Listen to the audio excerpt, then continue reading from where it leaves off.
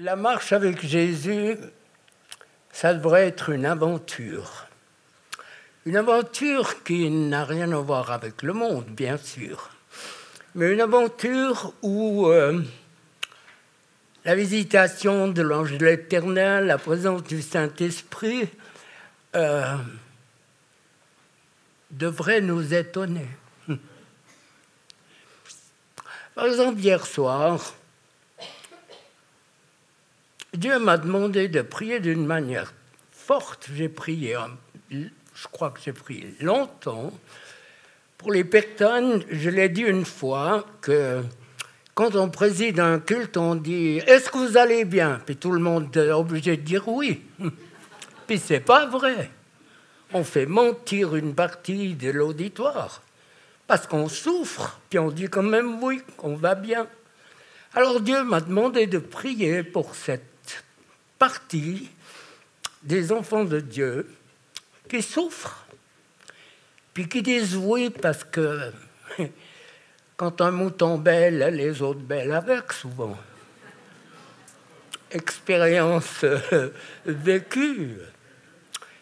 Alors, je suis convaincu que vous qui souffrez, les autres aussi bien sûr, vous allez vivre quelque chose avec Dieu qui a prévu de vous toucher d'une manière particulière. Le titre de mon message, c'est « La myopie spirituelle ».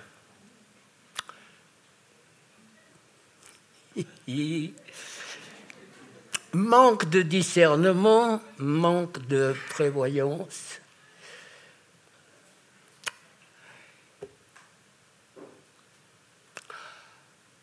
C'est trop facile de jeter la pierre au pasteur. Moi, je dis toujours aux brebis qui me posent la question « Est-ce que je dois rester dans mon église ?» Alors, la réponse, elle est simple. Si tu t'assieds sur un bloc de glace et puis qu'il fond, tu restes. Mais si tu gèles avec ton bord, tu te barres. C'est clair, c'est net. Alors, souvent, je me répète, je le sais. Et quelqu'un a dit, je crois que c'est cette semaine, Bigler a parlé de quelque chose X fois, et c'est la 6 ou la 7e fois, tout d'un coup, des écailles sont tombées de mes yeux, j'ai compris ce qu'il voulait dire.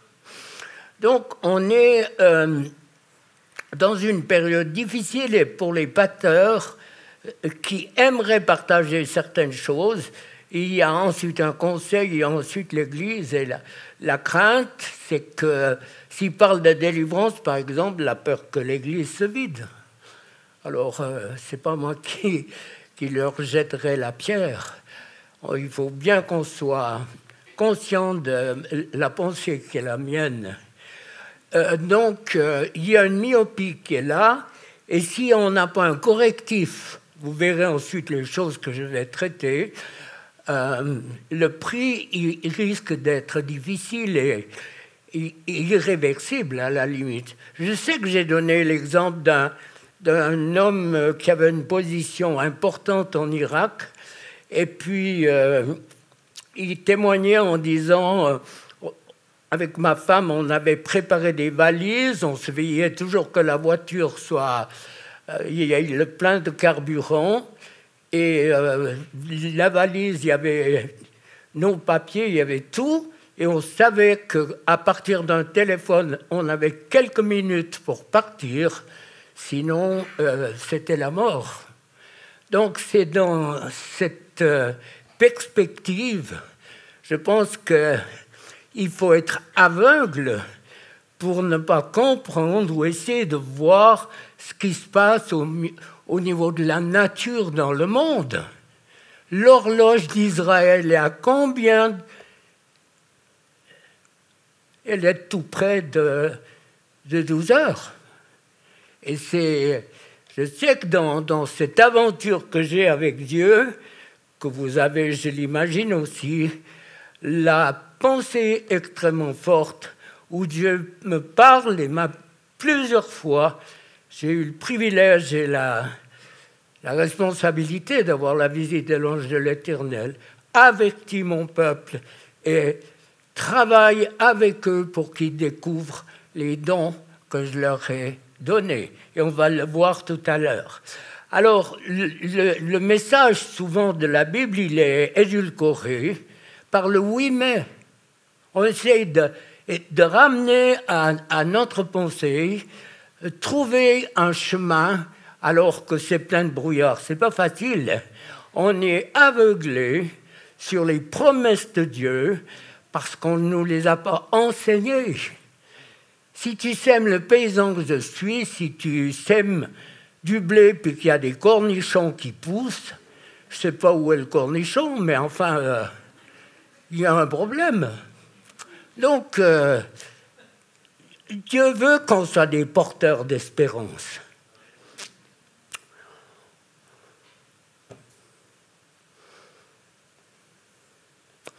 J'ai dit à mon voisin plusieurs fois, l'avertir, lui dire, c'est sérieux la mort. Mais il m'a dit, on verra la gare de triage.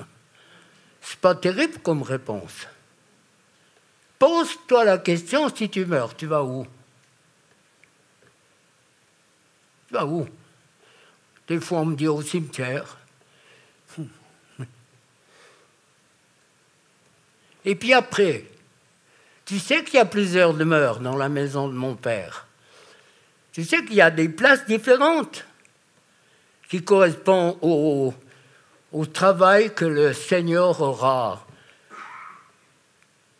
vu en nous et dans sa grâce, il nous récompense. Pensez que tous ceux qui sont dans les pays où ils sont persécutés, on brûle des chrétiens vivants. On les ouvre, on leur prend le cœur et on mange leur cœur.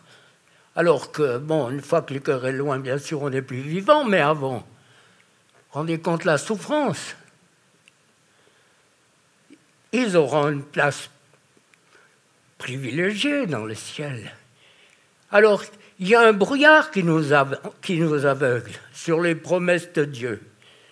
Combien d'enseignements vous ont été donnés sur le royaume, sur les noces de l'agneau, sur la joie qu'il y a dans le ciel, sur les anges, les archanges qui louent, qui adorent. Combien d'enseignements? Moi, j'ai passé 80 d'années dans 4 églises. Mon œil, on nous expliquait que c'était bien donner sa dîme parce que ça arrange bien les bidons pour certains, mais ce n'est pas forcément ça qui va nous conduire au royaume de Dieu. Il y a un brouillard qui nous aveugle, une tolérance, un laxisme qui aveugle sur les promesses de Dieu. Qu'est-ce qui nous attend? Quelles sont les suites d'enseignements fantaisistes, de fausse sécurité? Est-ce que la Bible, parole de Dieu, doit être comprise dans son intégralité ou adaptée à ce qu'on dit au goût du jour? Qu'est-ce qu'on doit faire? Est-ce que Jésus et les apôtres rectifieraient, corrigeraient les Écritures pour avoir une Bible large d'idées? C'est ce qu'on essaye de faire. C'est facile d'avoir une parole de Dieu qui nous fait du bien. Ben, il y a beaucoup de textes qui font du bien, mais il y a des correctifs. Et ces correctifs, il faut les admettre. Apocalypse 22, dans cette version.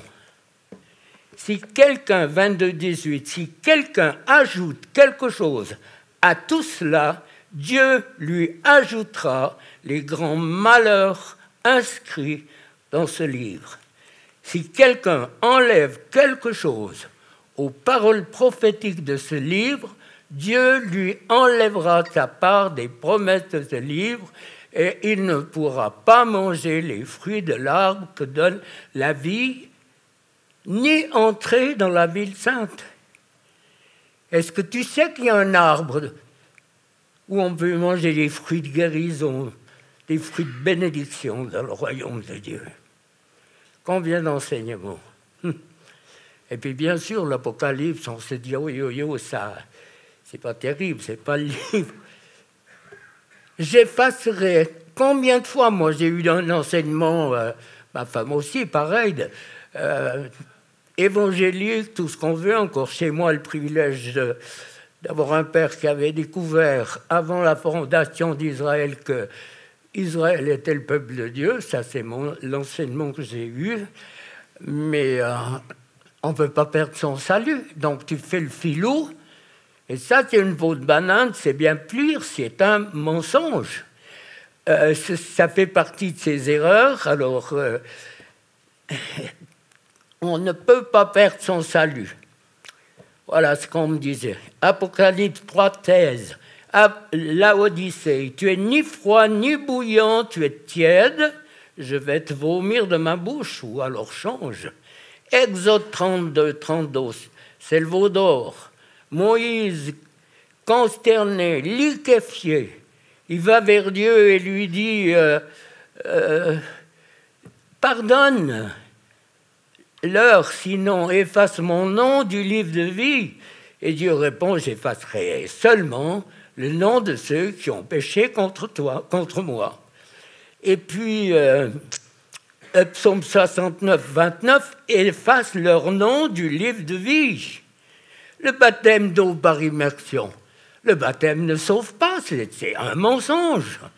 Et combien en sont pris par ça? Il ne sauve pas, il est précédé d'une confession de foi. Alors, on s'appuie sur des textes, Actes 2, 38. On peut faire dire à la Bible, à la limite, des choses qu'on veut entendre et dire, mais qui n'ont rien à voir avec la vérité. Repentez-vous et vous serez baptisés, vous et vos enfants. Eh bien, chez les Bigler et chez bien d'autres ici, si on se convertissait maintenant, on a une belle équipe qui serait baptisée en même temps, presque 3 générations, presque, à la limite. Non. Et puis, il y a encore d'autres textes. Repentez-vous, Acte 2, 38, repentez-vous et vous serez baptisés, vous et vos enfants. Acte 16, 15, Lydie, qui est marchande de pourpre, elle et sa famille reçoivent le baptême d'eau. Misère, on fait dire à la parole de Dieu ce qu'elle ne veut pas dire. Donc, quand on est pris dans un système et qu'on fait confiance, eh bien, on est embarqué dans un bateau qui risque d'être comme le Titanic. Il a fallu que l'eau monte pour que, enfin, on réalise qu'on allait mourir.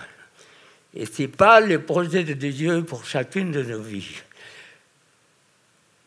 Acte 7, 51, vous vous opposez, vous résistez toujours au Saint-Esprit.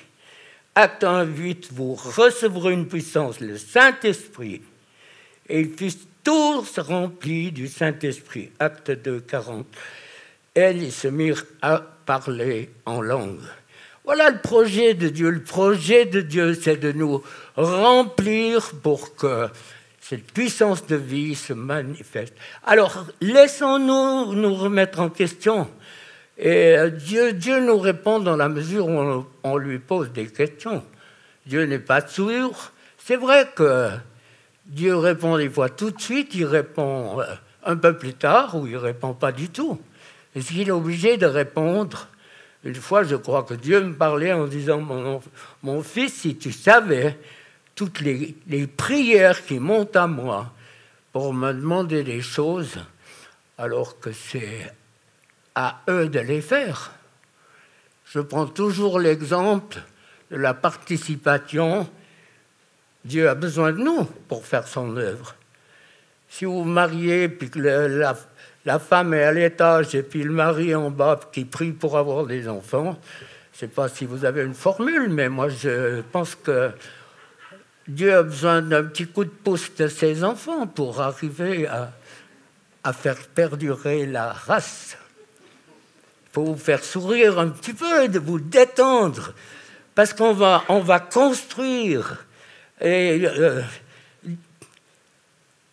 on est esclave de ce qui triomphe de nos vies. Et je crois que c'est un moment où il faut oser mettre un miroir devant nous et puis demander au Seigneur, qu'est-ce que tu vois de moi? Qu'est-ce qui pourrait changer? Est-ce que la manière dont tu vis et je vis, tu le vivrais devant tout le monde? Bien sûr que je suis convaincu qu'on ne fait pas sa toilette, en tout cas pas moi, intime devant tout le monde. Ça ne me gêne pas de laver mon torse, quoique il n'est plus rien beau comme avant, mais enfin bon, entre nous. Il y a des rides, il y a des trucs, il y a machin bizarre, enfin bon. Ah, vous comprenez tout. Parce que Dieu va amener toute œuvre en jugement.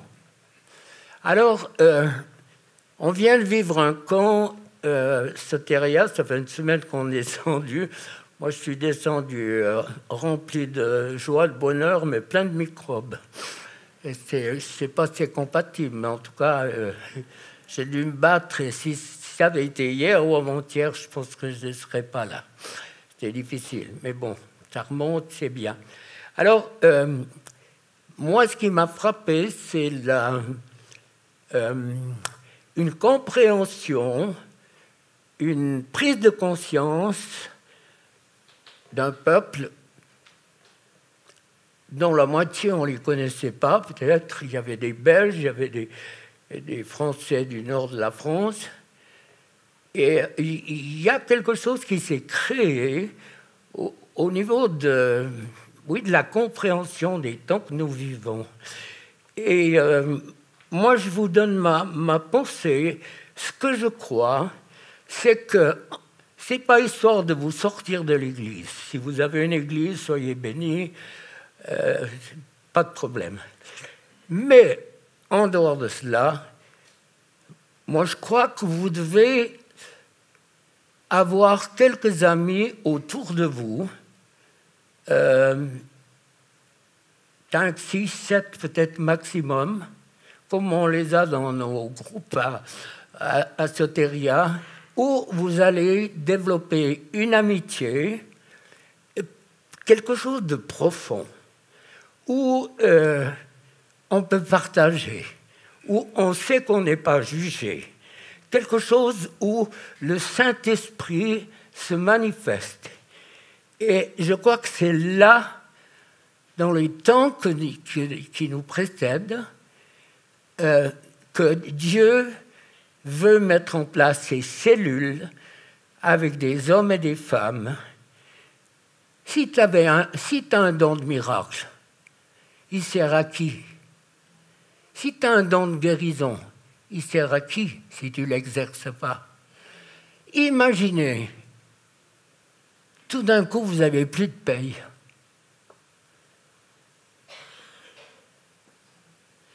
Imaginez les magasins vides. C'est un paysan qui vous parle, je sais de quoi je parle. Je sais. On veut éradiquer tous les paysans d'Europe pour faire venir des aliments du Brésil parce que ce sera moins cher.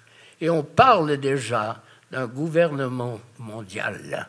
Donc, dans ces cellules, parce que c'est une chose auquel le Saint-Esprit m'a parlé dans une visitation, aide mon peuple à découvrir les dons naturels et surnaturels que je leur ai donnés. Ce n'est pas histoire de partir comme les croisés, et puis on va y aller, le triomphalisme. Non, ce n'est pas ça.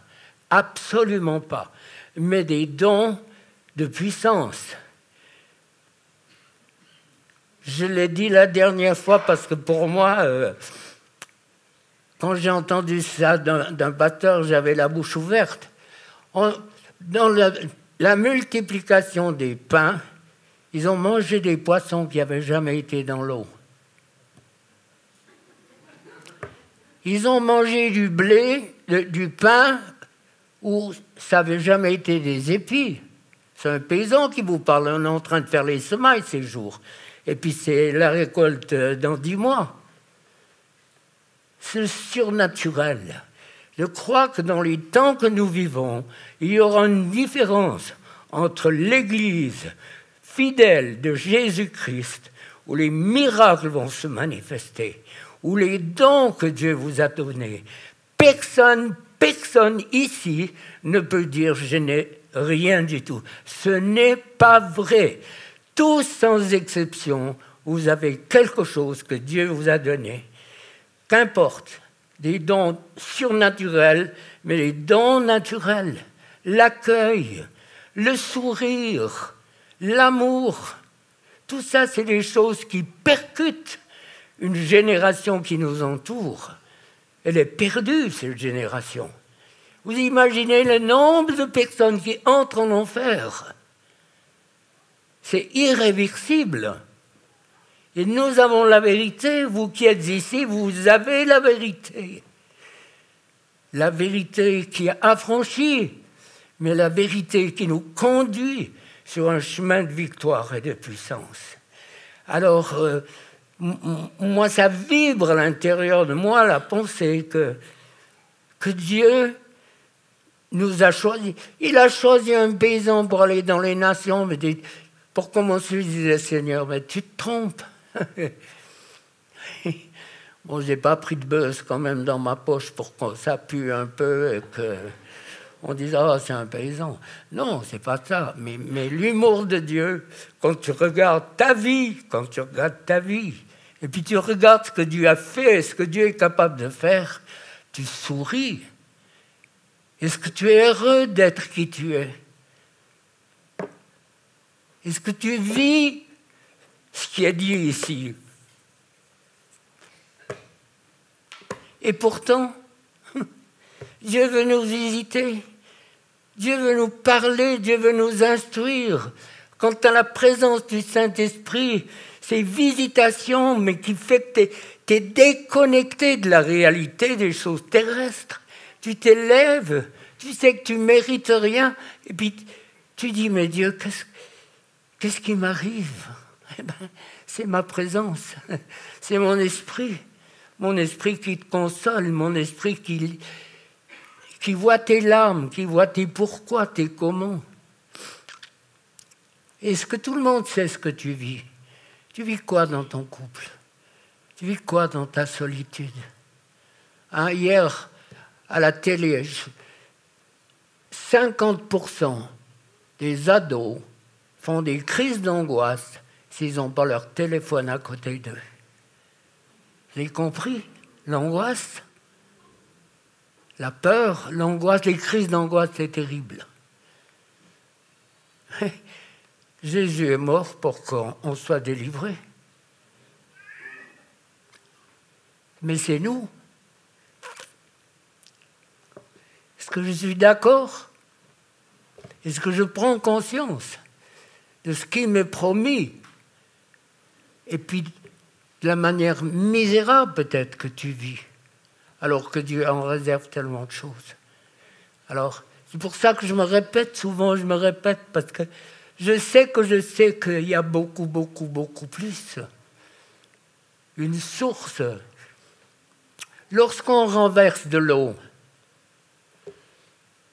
tu ne peux pas la récupérer. On l'éponge, mais elle devient insalubre, elle devient impropre.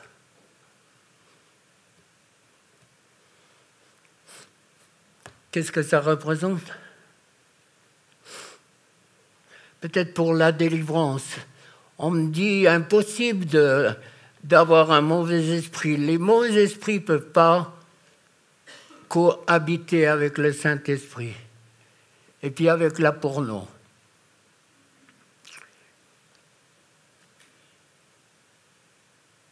Et puis avec un cancer.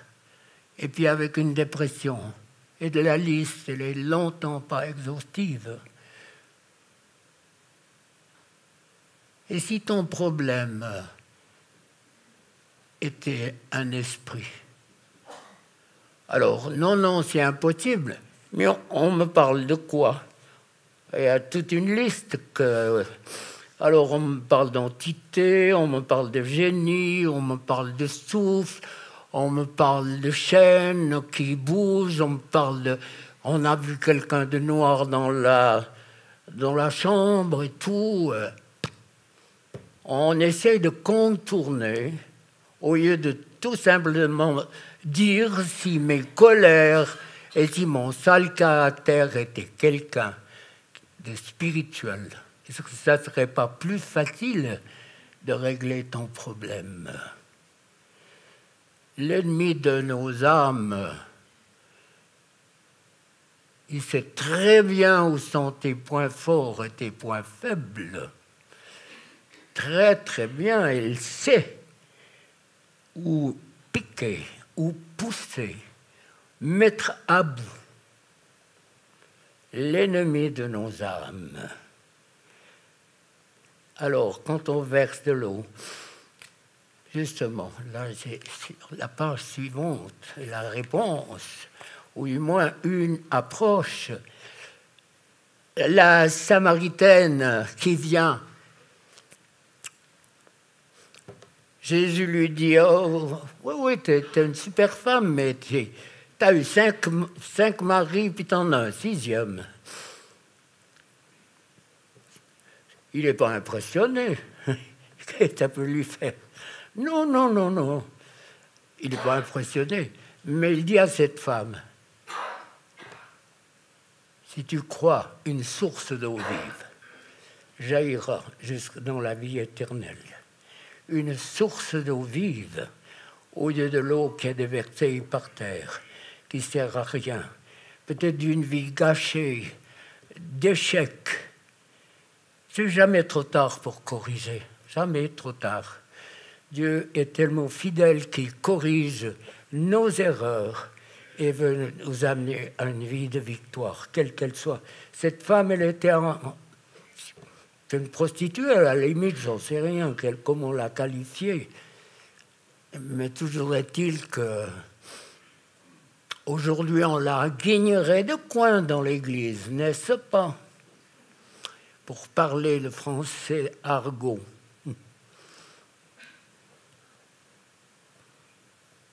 C'est quoi l'image que tu as de toi?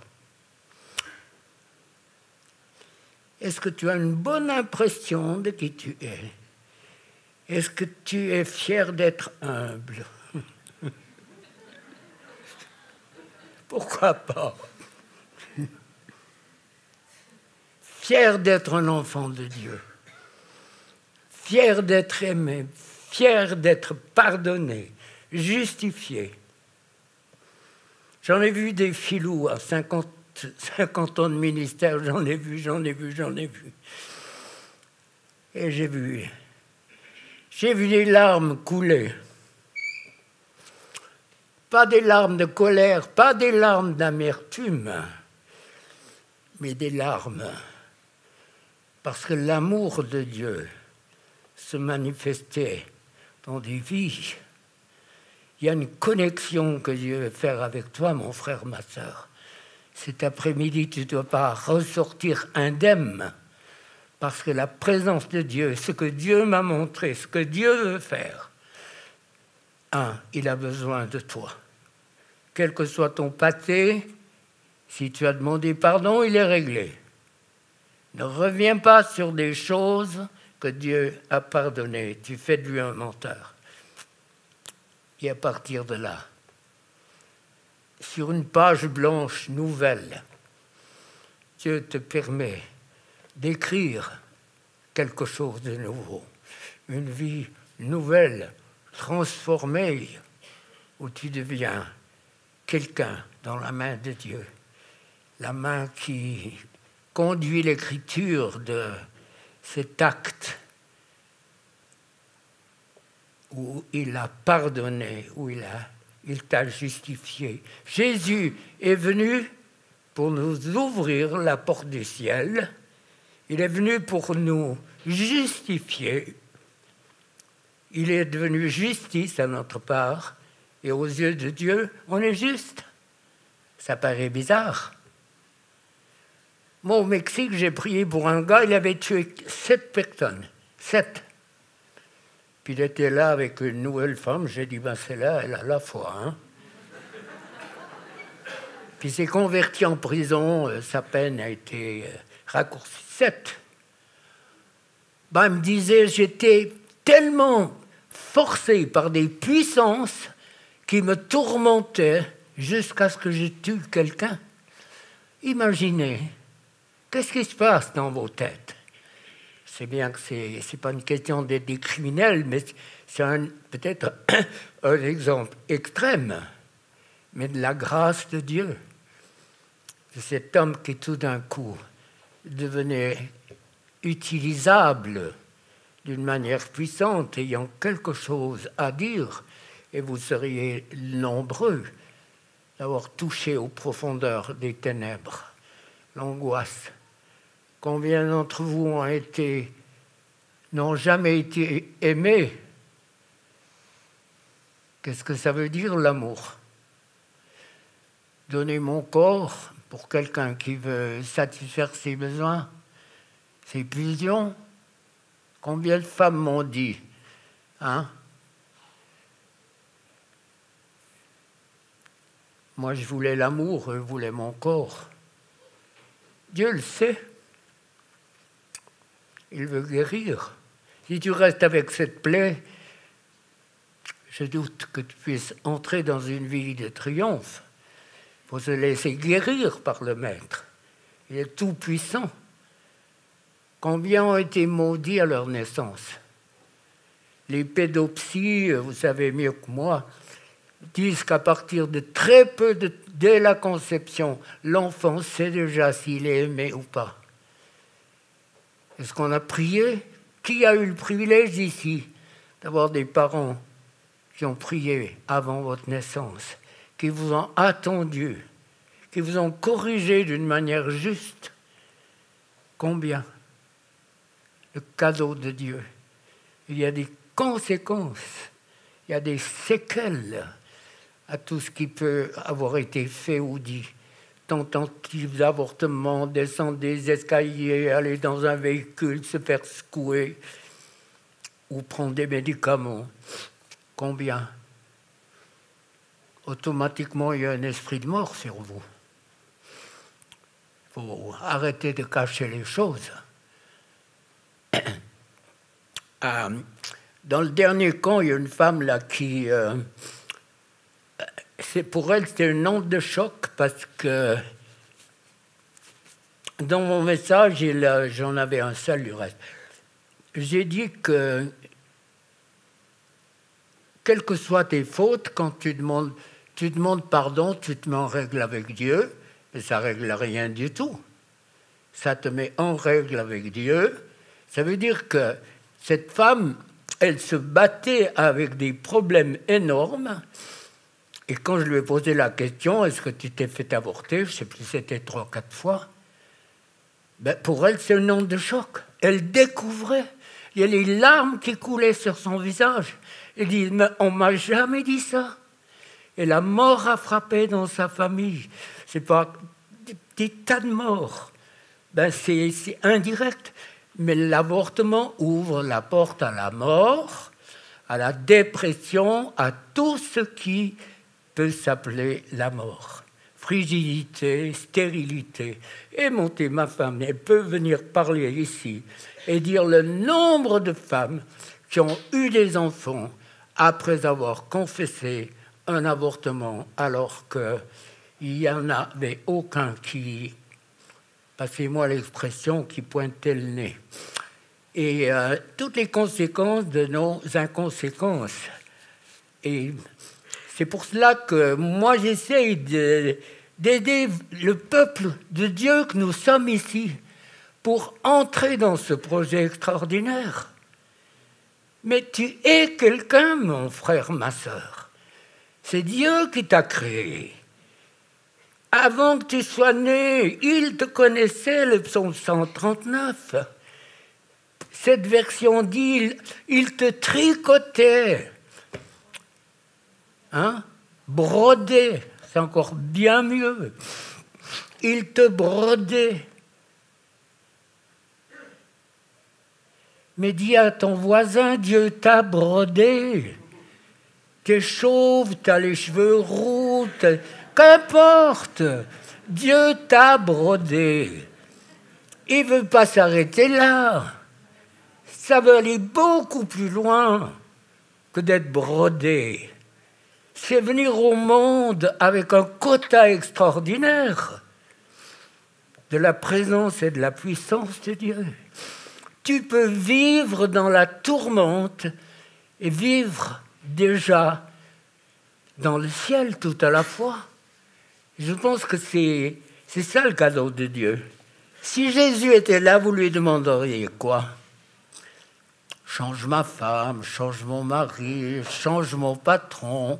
Peut-être, pourquoi pas? Pourquoi pas? Merci Seigneur s'il le fait. Change mon sale caractère. Personne dit Amen. Change mes angoisses, touche-moi Seigneur. Vous savez, les mauvais esprits, c'est des personnes sans corps, donc impalpables. Donc il y a de la place dans une personne. Beaucoup de place.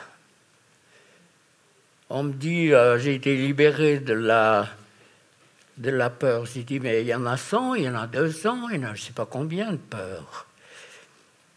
Vous savez, je vais vous lire, moi, exactement ce que la Bible dit. Dans Luc 22, 31, Jésus avertit Simon-Pierre et lui dit « Satan vous a réclamé pour vous secouer ou vous cribler. »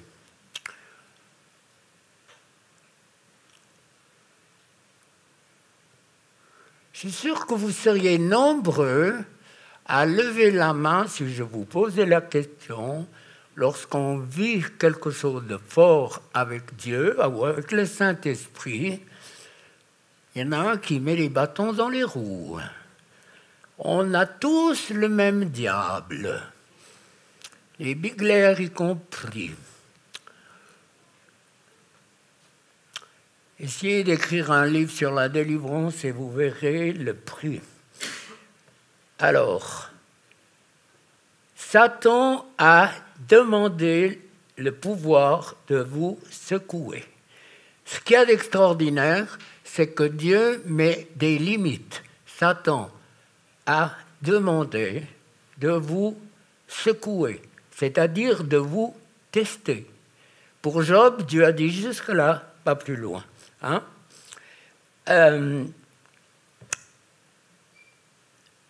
Cribler, c'est réclamer quelqu'un qui est sous le pouvoir d'un autre, donc les croyants, pour les torturer, les punir. C'est le grec, hein?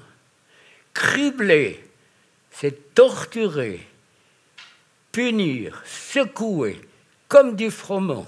Hein, les batteuses, c'est tac, séparer le grain de son enveloppe, la balle. La balle, pour moi, c'est les esprits religieux, c'est la connaissance intellectuelle de Dieu, c'est l'incrédulité. Secouer, c'est essayer de renverser la foi de quelqu'un en lui infligeant, quoi? Toutes sortes de maladies.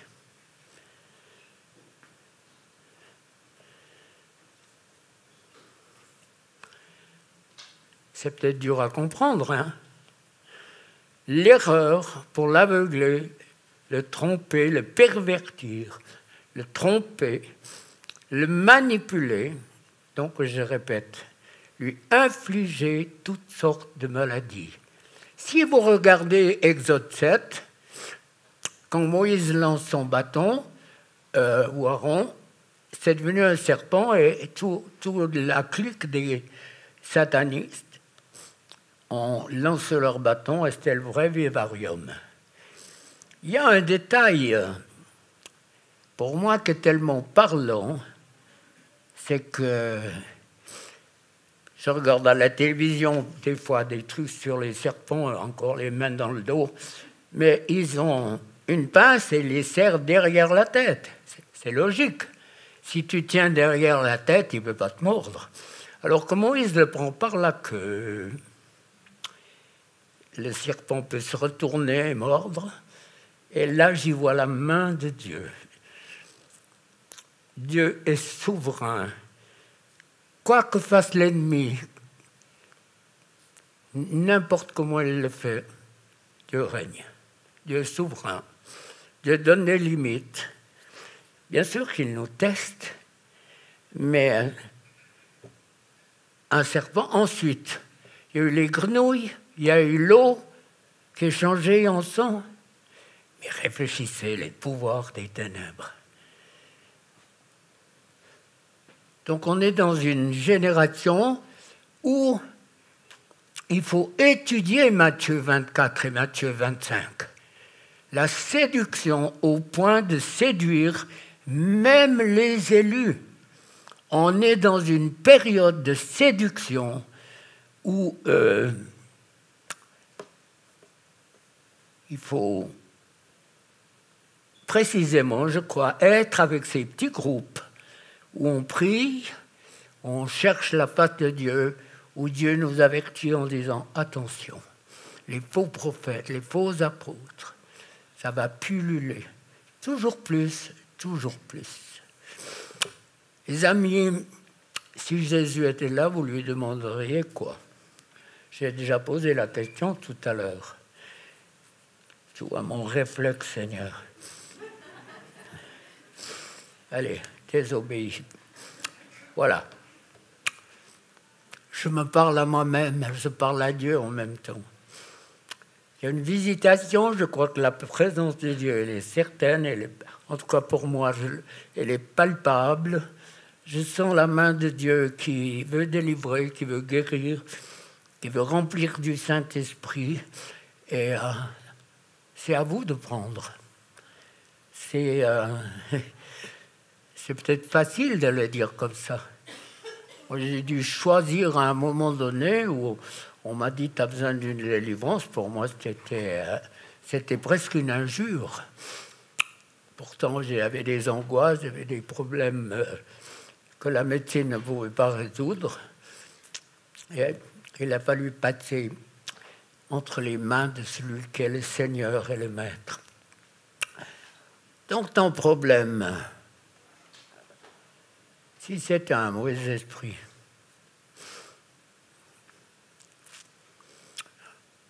des angoisses, des peurs, peur du lendemain,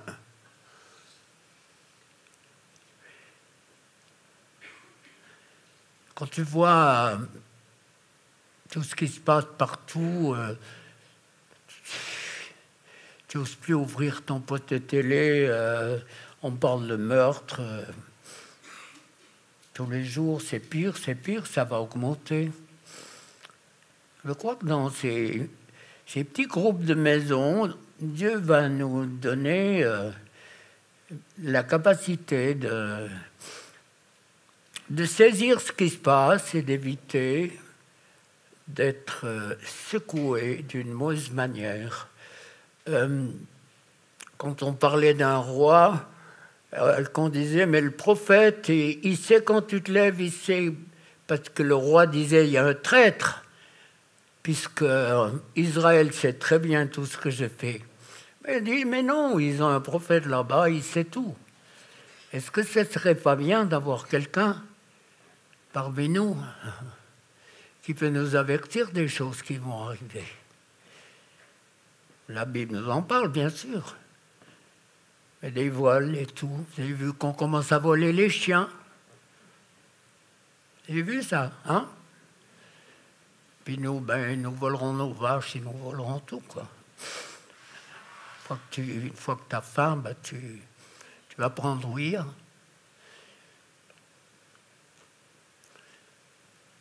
Pense à ton porte-monnaie, plus de paye, les magasins vides.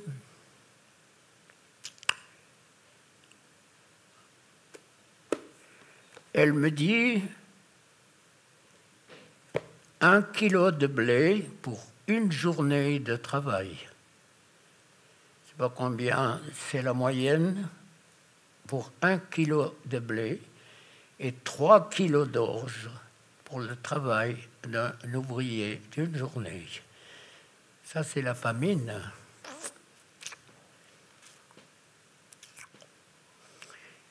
Priez pour que Dieu développe en vous les dons surnaturels, qui mettent en évidence les dons naturels. Je répète pour la xème fois de cette femme qui importunait son pasteur en lui disant « j'ai rien, j'ai aucun don, je suis nul ». Et puis, bon, il aurait dû peut-être le faire plus vite, mais il s'est invité pour une tasse de thé chez cette femme. Et puis tout simplement, il lui dit « qu'est-ce que tu aimes faire ?» Puis elle dit « tricoter ». Alors il lui dit « mais tricote des bonnets, des écharpes, des gants ». Et c'est parti dans les pays pour les chrétiens, dans les pays dans le besoin. La réponse a été immédiate, par retour du courrier, comme on dit. Et cette femme a été enthousiasmée. Et puis elle a fait venir d'autres amis. Elles sont là, qu'elles tricotent, elles font un travail. Et derrière, il y a un peuple qui peut un peu se réchauffer. C'est quoi les dons? Un don cuisinaire, de musique. Qu'est-ce que tu aimes faire?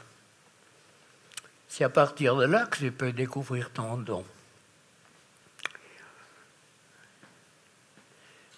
Dieu n'est pas râteau, hein, Dieu est généreux. Dieu est généreux. Des fois, je dis, Seigneur, mais c'est quand même merveilleux. Alors, ces mauvais esprits, soit vous pouvez les garder, soit vous pouvez aider Dieu. Il est assez grand, hein, pour vous délivrer. Mais participez, faites quelque chose. Moi, j'ai un petit-fils qui, qu'est-ce qu'il avait, 6-7 ans, je crois. Et puis à l'école, ils ont regardé quelque chose qui leur a fait peur. Et puis quand ils sont sortis, il a dit « mais j'ai peur ». Puis lui, il a dit « moi, je n'ai pas peur ». Il avait prié. Et puis il lui a dit « je vais prier pour toi ». Alors il lui a posé les mains, puis il lui disait « sauve tous ». Le grand-père, hein, « sauve tous ». Et puis tout d'un coup, le gamin a dit « ah, j'ai plus peur, c'est parti ». Quelque chose est parti. Dieu n'est pas compliqué, mais le peuple de Dieu, mais c'est décompliqué. Je ne vous dis pas, nous sommes compliqués.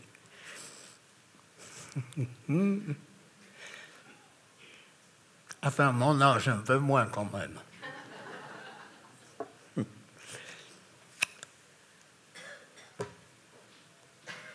Sont là, je répète, à cause de l'occultisme, à cause de vos erreurs, des pratiques occultes, à cause des chocs émotionnels. Sur chaque choc émotionnel, vous avez un esprit qui vient en vous. La peur, l'angoisse. 50 ans de ministère, je sais. Le nombre de victoires remportées lorsque ces esprits sont venus sur des chocs. Ce n'est pas impuni. Le fait de voir un mort, ça choque. Un accident, ça choque. Le fait de voir du sang, ça choque. Les films d'horreur, les films de violence. Une femme, il y a quoi, 45 ans, 45 ans, ouais. 35 ans qu'elle tirait de l'angoisse parce qu'elle avait vu le film L'Exorciste. Quand j'ai prié pour ce qui est venu au moment du choc du film, j'ai dit, il ne reste pas une tuile au toit de la maison. Hein. Une hurlée. Les araignées se taillaient. Elles sont revenues. Hein. En français courant, mais une gueulée. Mais. 35 ans qu'elle a tiré d'angoisse pour être délivrée de ce qu'elle avait vu. Qu'est-ce que tu as vu qui t'a fait, qui a créé chez toi des angoisses et des peurs? Toi seul. Toi seul. Tu es face à Dieu, tu es face au Saint-Esprit, tu es face à la puissance de Dieu qui veut changer, transformer ta vie.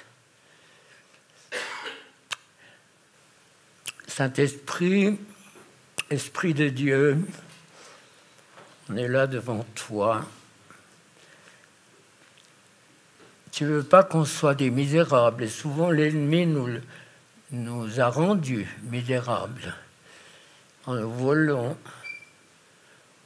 en faisant cette œuvre de destruction. Esprit de Dieu, merci de la présence du Saint-Esprit qui nous conduit, qui travaille nos vies, nos pensées, nos souvenirs maintenant, nos souvenirs de tous les faux pas, les erreurs, peut-être des choses enfouies depuis longtemps, sur lesquelles tu nous permets de porter nos regards. Jésus, merci de cette œuvre extraordinaire où tu as dit, vous allez faire les choses que j'ai faites. Je vous ai donné tout pouvoir sur les puissances des ténèbres. Allez chasser les mauvais esprits, guérissez les malades. On veut donner toute la gloire de cette obéissance. Encore qu'on a mis une couronne d'épines, l'épine signe de malédiction. Tu as porté nos fautes, nos malédictions, tu as vécu. Ennemi, tu as été dépouillé de ton pouvoir à la croix. Quand Jésus a dit, je voyais Satan tomber comme un éclair. Quand Jésus a proclamé au moment de mourir, tout est accompli, ça veut dire, tu es dépouillé de ton pouvoir. Je donne à mon épouse fidèle autorité sur ton royaume. Ennemi, Dieu m'a donné autorité sur ton royaume et la puissance de ton nom que je prie pour mes frères et sœurs ici. Alors, tout esprit qui vous tourmente, vous devez sortir. Faites des grands soupirs, vous toussez, ça part. Sors. Tout esprit qui vous tourmente, sortez. Mauvaise image que tu as de toi. Angoisse, panique. Ces esprits sortent, sortez. Allez-y, toussez, sortez. Tout ce qui est venu sur le fœtus, ça doit partir. Au nom de Jésus, les esprits de mort qui ont déjà frappé sur le fœtus, ces esprits sortent.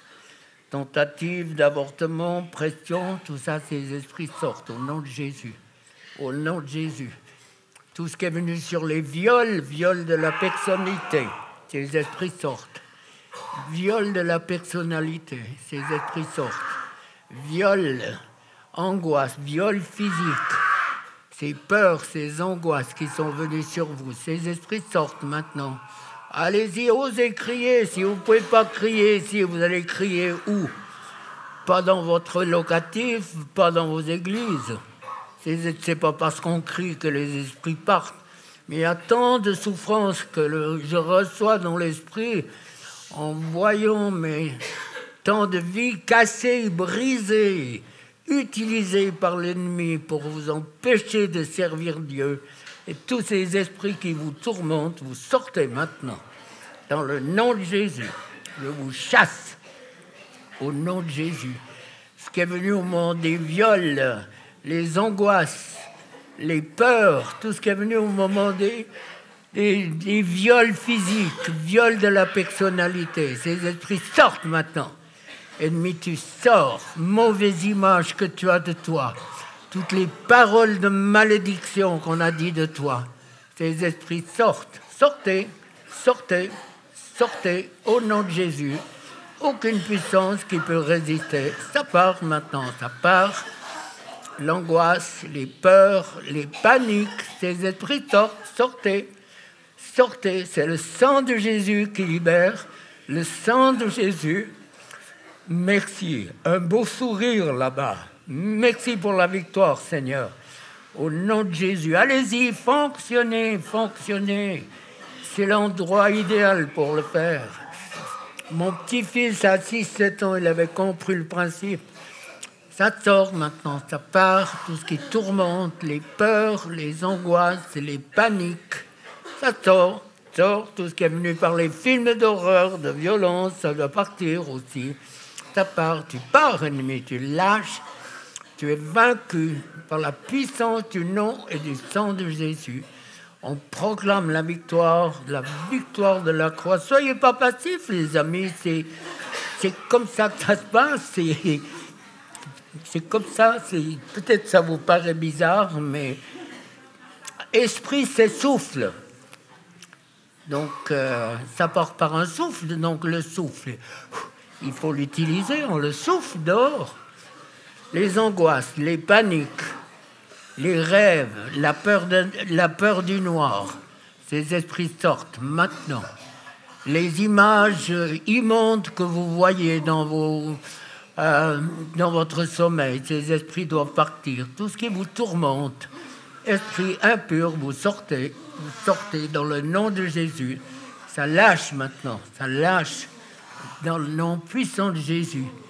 Tout ce qui est venu par les avortements les vôtres ou ceux de vos aïeuls, ces esprits sortent. L'angoisse, la panique, les cauchemars, tout ce qui a connotation de mort, ça part. Angoisse, panique, mort, ça part. Pars, ennemi, tu lâches dans le nom de Jésus. Lâche. Je vous avoue que si vous êtes là pour la première fois, c'est pas évident du tout, mais c'est ce qui se passait avec Jésus, c'est sûr. Merci Seigneur, tu libères. Les esprits de maladie, vous sortez. Partout, vous avez des douleurs sur votre cœur, par exemple, depuis que je parle. Si vous avez des douleurs sur le cœur, c'est un esprit de mort. Ne le laissez pas vous tuer. Chassez-le, poussez-le dehors. L'esprit de mort, partout où il y a une pression sur le cœur, ces esprits de mort, vous sortez au nom de Jésus. Au nom de Jésus. Les esprits de mort, ça quitte, ça part. La peur de mourir, la peur du cancer, la peur des maladies cardiovasculaires, toutes ces peurs, ces angoisses, elles sortent, ça sort maintenant. Tu lâches l'ennemi, tu lâches le peuple de Dieu. Merci parce que tu libères, Seigneur. Merci parce que tu libères. Plus profond, Andrea. Profond. Ouais. Merci, Seigneur. Merci, Jésus. Qui est venu par les films d'horreur, les films de violence. L'exorciste. Sors au nom de Jésus. Tout ce qui dégage des peurs et des angoisses, ça doit partir dans le nom puissant de Jésus. Tout ce qui vous tourmente, ça part. Ennemi, tu lâches prise, tu lâches dans tous les secteurs. Tu pars. Ce que vous vivez, moi je l'ai vécu à la vitesse. Si vous aviez vu un enregistrement de ce que j'ai vécu, moi, enfant de chrétien, converti à 13 ans, à 44 ans, s'il y avait eu une vidéo de ma délivrance, que je vous la passe maintenant, vous diriez c'est pas possible. Et pourtant c'était ça, extrêmement fort, extrêmement violent. Et Dieu sait ce qu'il faisait. Alors, je continue. Tout ce qui vous tourmente, partout où vous avez des douleurs, si ça vous picote sur le corps, c'est peut-être l'acupuncture, parce qu'il y a des aiguilles qui sont magnétisées, pas toutes. Les picotements dans les mains, les lignes de la main, les cartes, les tarots, ces esprits sortent, tout ce qui est venu. Il y a toujours une source. Ces esprits sortent maintenant dans le nom puissant de Jésus. Lâche l'ennemi, tu lâches au nom puissant de Jésus. Les attouchements des guérisseurs sur la main, une douleur sur le front, le troisième œil ne rampe pas, tout ce qui peut venir, des choses que vous avez peut-être même pas idée. Ça part maintenant. Partout où vous avez des douleurs, peur du cancer, ça part au nom de Jésus. Angoisse, peur, panique, tout ça, ça part. Dieu insiste en moi pour créer ces peurs, ces angoisses, mauvaise image de toi, ces esprits sortent, mauvaise image, ça part aussi. Merci Seigneur, tu libères, continue. Feu du ciel, feu de l'esprit, manifeste ta gloire et ta puissance. Merci Seigneur, merci Seigneur. Allez, on souffle 3 minutes. Et je sais que c'est pas facile. C'est un genre d'accouchement peut-être en quelque sorte. Et on n'est pas... C'est écrit, ça devrait se passer dans les églises pratiquement tous les dimanches, parce que le Saint-Esprit agit et tout.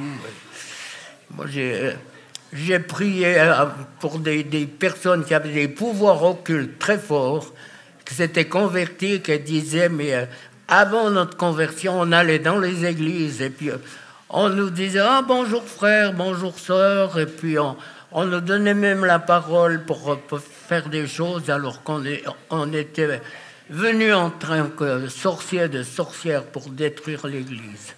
Alors c'est vrai que c'est pas terrible comme conclusion. Alors respirez bien profondément.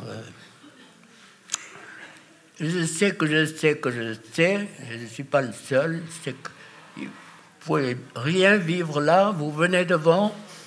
On vous fait souffler, ça va 2 minutes, et puis les mauvais esprits partent. Donc, on ne peut pas prier personnellement pour chacun. C'est pour ça que Jésus, qui avait 20, 30, 40 000 personnes pratiquement autour de lui, tous les jours, ne pouvait pas avoir des conférences au sommet. Respirez bien, pas de forcing, mais... Moi, j'entends une voix qui dit « Dis à mon peuple, arrête de souffrir. » Alors, arrête de souffrir. Donc, participe. Laisse partir. Allez, on respire bien et puis on y va, on recommence.